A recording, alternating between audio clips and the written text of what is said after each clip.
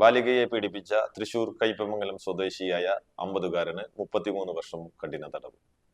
ബാലികയെ ലൈംഗികമായി പീഡിപ്പിച്ച 50-കാരന് 33 വർഷം കഠിന തടവും 2.5 ലക്ഷം രൂപ പിഴയും ശിക്ഷ വിധിച്ചു. കയ്പമംഗലം സ്വദേശി വെട്ടൂക്കാതിൽ വീട്ടിൽ 50 വയസ്സുള്ള രഘുവിനെയാണ് തൃശൂർ ഫാസ്റ്റ് ട്രാക്ക് സ്പെഷ്യൽ കോടതി ജഡ്ജ് ജയ പ്രഭു ശിക്ഷിച്ചത്. 2024 ജൂൺ 5-ാം തീയതി രാത്രി 7:30 മണിയോടെയാണ് കേസിനാസ്പദമായ സംഭവം.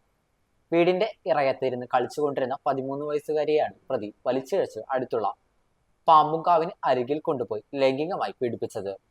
ക്യാൻസർ രോഗത്താൽ കിടപ്പിലായ അമ്മൂമ്മയും ഇളയ അനുജിത്തിയും മാത്രമാണ് സംഭവ സമയം കുട്ടിയുടെ വീട്ടിൽ ഉണ്ടായിരുന്നത്.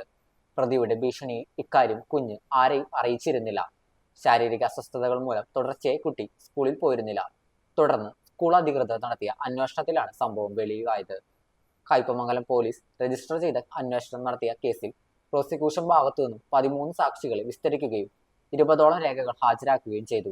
മെഡിക്കൽ എവിഡൻസ് അടക്കം ഹാജരാക്കിയ കേസിൽ പ്രതിഭാഗം പല സാക്ഷികളെയും കൊണ്ടുവന്നെങ്കിലും ആയതെല്ലാം കളവാണെന്ന് കോടതി കാണുകയായിരുന്നു.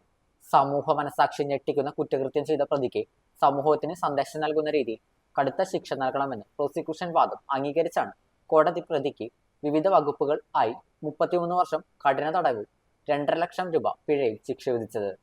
പിഴ സംഖ്യ ബാലികയ്ക്ക് നൽകാൻ പ്രത്യേകം ഉത്തരവുള്ളതാണ്.